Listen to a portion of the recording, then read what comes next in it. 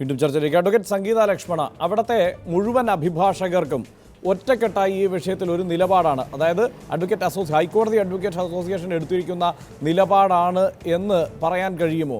ഈ പ്രക്ഷോഭങ്ങളിൽ, ഈ തെരുവിലിറങ്ങിയുള്ള പ്രക്ഷോഭങ്ങളിലെല്ലാം അവിടുത്തെ മുഴുവൻ അഭിഭാഷകരുടെയും പിന്തുണയുണ്ട് എന്ന് കരുതാൻ കഴിയുമോ?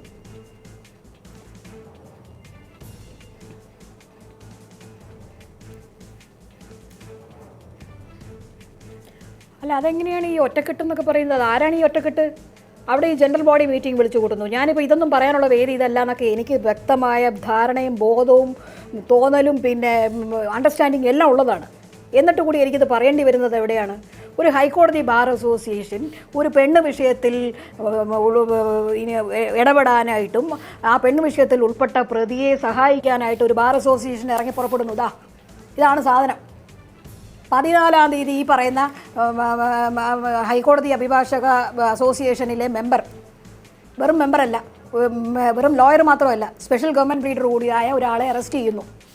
അയാൾക്കെതിരെ FIR രജിസ്റ്റർ ചെയ്യുന്നു. കോൺവെൻറ്റ് ജംഗ്ഷൻ വെച്ച് പിടിക്കപ്പെട്ടു എന്നാണ് പറയുന്നത്. നമുക്കറിയില്ല അതിനെക്കുറിച്ചൊന്നും. FIR രജിസ്റ്റർ ചെയ്യപ്പെടുന്നു. അയാളെ അറസ്റ്റ് ചെയ്യുന്നു. ഇപ്പം നിങ്ങൾ മാധ്യമങ്ങളൊരു പല പരിപാടികളുണ്ട്, എന്താ പറയുക, കുറ്റപത്രം, FIR, അങ്ങനെയൊക്കെ ഒരുപാട് പരിപാടികളുണ്ട്. എല്ലാ ചാനലിലും ഉണ്ട്. വൈകുന്നേരം രാത്രി ഒരു 10 മണി 10:30 മണി സമയത്ത് അന്ന് രജിസ്റ്റർ ചെയ്ത കേസിലെ പ്രതികളെയൊക്കെയാണ് നിങ്ങൾ ഈ കാണിച്ചുകൊണ്ടിരിക്കുന്നത്. ഇൻവെസ്റ്റിഗേറ്റിംഗ് ഓഫീസർ വന്നതെന്ന് പറയുന്നത് കേൾക്കാം. പ്രതികളുടെ മുഖം കാണിക്കുന്നുണ്ട്. ഈ വക്കീലിനെന്താ, വക്കീലായതുകൊണ്ട് കാണിക്കാൻ പാടില്ലേ? അപ്പോൾ എന്നിട്ട് 14-ാം തീയതി അറസ്റ്റ് ചെയ്ത ആൾക്ക് വേണ്ടിയിട്ട് 15-ാം തീയതി ഹൈക്കോടതി bar association executive committee secretary കൊടുത്ത ലെറ്ററാണിത്. അതിനകത്ത് അത് ആർക്കാണ് അഡ്രസ്സ് ചെയ്തിരിക്കുന്നതെന്നറിയോ? പറയുന്ന പരാതി ഇദ്ദേഹത്തിൻ്റെ ന്യൂസ് അന്ന് രാത്രി തന്നെ മീഡിയ കൈകാര്യം ചെയ്തു. അതാണ് അവരുടെ ഗ്രീവൻസ്. അതിനകത്ത് പറയുന്ന പ്രയർ എന്താണെന്ന് ചോദിച്ചു കഴിഞ്ഞാൽ, We respectfully request your good self to take necessary action against the erring police officers against the high-handed act so that such incidents do not happen in future. 14-ാം തീയതി അറസ്റ്റ് ചെയ്യപ്പെട്ട് അന്ന് ജാമ്യം കോല് കൊടുക്കണോ വേണ്ടതെന്ന് മജിസ്ട്രേറ്റ് തീരുമാനിക്കേണ്ട ഒരാൾക്ക് വേണ്ടിയിട്ട് മെമ്പർ ആയതുകൊണ്ട് association secretary കൊടുത്തിരിക്കുന്ന കത്താണിത്. ഇതിൻ്റെ അർത്ഥം എന്താണെന്ന് അറിയോ? ഇത് അതായത് ഈ പോലീസിൻ്റെ FIR രജിസ്റ്റർ ചെയ്താൽ അതിൻ്റെ പെർവ്യൂ, അതിൻ്റെ അധികാരം പോലീസിൻ്റെ മാത്രമാണെന്നാണ് ഞാൻ വിശ്വസിക്കുന്നത്. അത് പോലീസിൻ്റെ ഇൻവെസ്റ്റിഗേഷൻ തുടങ്ങി വെച്ചിരിക്കുന്ന സ്റ്റേജിൽ അവർക്കെതിരെ അന്വേഷണത്തിന് അവരെ ആക്ഷൻ എടുക്കണമെന്ന് AG കംപ്ലൈൻറ്റ് കൊടുത്തിരിക്കുക. ഇനി അഥവാ ഗ്രീവൻസ് ജെനുവിൻ ആണെന്ന് വെക്കുക, ജെനുവിൻ ആണ് എന്ന് തന്നെ വെക്കുക എന്നല്ല, ജെനുവിൻ ആണ് എന്നുള്ള പ്രസംഷനിൽ നമുക്ക് നിൽക്കാം. ആ ജെനുവിൻ ആണെങ്കിൽ ഇവർ ചെയ്യേണ്ടത് എന്താണ്? ഡയറക്ടർ ജനറൽ ഓഫ് പോലീസിന് കൊടുക്കാം, ഹോം സെക്രട്ടറിക്ക് കംപ്ലൈൻറ്റ് കൊടുക്കാം. ആര് കൊടുക്കും? പ്രതി കൊടുക്കും, പ്രതിയുടെ വക്കീൽ കൊടുക്കണം. ബാർ അസോസിയേഷൻ്റെ അതിൽ കാര്യമില്ല. ബാർ അസോസിയേഷൻ നിലനിൽക്കുന്നതും ഇതിനു വേണ്ടിയല്ല. എനിക്ക് പ്രൊവോക്ക് ചെയ്യാനും എൻ്റെ മൊത്തം ഇത് ഒരു ഡിസോറിയൻറ്റേഷൻ പോലെ ഒരു സ്റ്റേജിലേക്ക് ഞാൻ എത്തിപ്പോകേണ്ട ഒരു അവസ്ഥ ഈ കത്താണ്. ഇത് കാണുന്നത് ഞാൻ എവിടെയാണെന്നറിയോ? ഫേസ്ബുക്കിൽ എത്രമാത്രം ആക്റ്റീവായിട്ടുള്ള ഒരു മെമ്പറാണ് ഞാൻ ബാർ അസോസിയേഷൻ്റെ, അത്ര തന്നെ ഞാൻ ആക്റ്റീവാണ് ഫേസ്ബുക്കിൽ വളരെ ആക്റ്റീവായിട്ടുള്ള ഒരു പ്രൊഫൈൽ മെയിൻറ്റെയിൻ ചെയ്യുന്ന ഒരാളാണ് ഞാൻ. ഞാൻ കാണുന്നത് എവിടെയാണെന്ന് വെച്ചാൽ ലൈവ് ലോ എന്ന് പറയുന്ന ഒരു ലോ ജേണലുണ്ട്. ആ ലോ ജേണലിൽ നിഖിൽ ശങ്കർ എന്ന് പറയുന്ന ഒരു അഡ്വക്കേറ്റ് എഴുതിയിരിക്കുന്ന ആർട്ടിക്കിളിൽ എൻക്ലോഷർ ആക്കിയിട്ട് വെച്ചിട്ടാണ് ഞാനിത് കാണുന്നത്. കണ്ടുടനെ ഞാൻ സെക്രട്ടറി എൻ്റെ പേഴ്സണൽ റാപ്പ് വെച്ച് ഞാൻ വിളിക്കുന്നു. എന്താ ഈ കാണിക്കുന്നത്? ഇതിനകത്ത് നിങ്ങൾക്ക് എന്താ കാര്യമെന്ന് ചോദിക്കുന്നു. നമുക്കെന്താ കാര്യമെന്നാണ് ഞാൻ ചോദിക്കുന്നത്. അപ്പോൾ എൻ്റെ അടുത്ത് പറയുന്നത് you read it again and again എന്ന് പറഞ്ഞു. ഞാൻ ഒരു 50 പ്രാവശ്യം അതിനുശേഷം ഇത് വായിച്ചിട്ടുണ്ടാവും, വളരെയധികം വേദനയോടുകൂടി. വ്യക്തമാണ്. ഞാൻ ഇടപെടുകയാണ്, നമുക്ക് സമയപരിമിതി ഉള്ളതുകൊണ്ട്. അഡ്വക്കേറ്റ് രാംകുമാർ, ഇനിയും ഇത് ഈ ഒരു കേസിൽ തുടങ്ങിയ തർക്കമല്ല എന്ന് താങ്കൾ വാദിക്കുമോ? ഞാനിപ്പോഴും വാദിക്കുന്നു. കാരണം ആ കേസ് ബഹുമാനപ്പെട്ട ജസ്റ്റിസ് സുനിൽ തോമസിൻ്റെ മുമ്പിൽ പരിഗണനയ്ക്കിരിക്കുകയാണ്.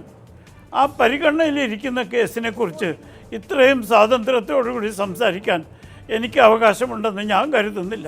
കാരണം ഹൈക്കോടതി പരിഗണിക്കുന്ന ഒരു കേസിനെ കുറിച്ച് അങ്ങനെ ചെയ്യണം ഇങ്ങനെ ചെയ്യണം എന്ന് പറയുന്ന സ്വഭാവം എനിക്കില്ല.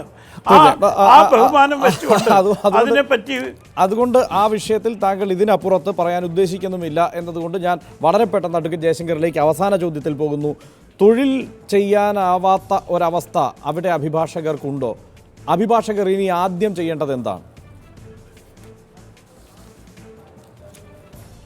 അല്ല, അഭിഭാഷകർ ചെയ്യേണ്ടതെന്ന് വെച്ചാൽ കോടതി തുറക്കുന്ന ദിവസം തൊട്ട് കക്ഷികളുടെ കേസ് കൃത്യമായിട്ട് വാദിക്കുക എന്നുള്ളത് തന്നെയാണ്. കാരണം അഭിഭാഷകരുടെ പ്രാഥമികമായ ഉത്തരവാദിത്വം അവരുടെ കക്ഷികളോടാണ്.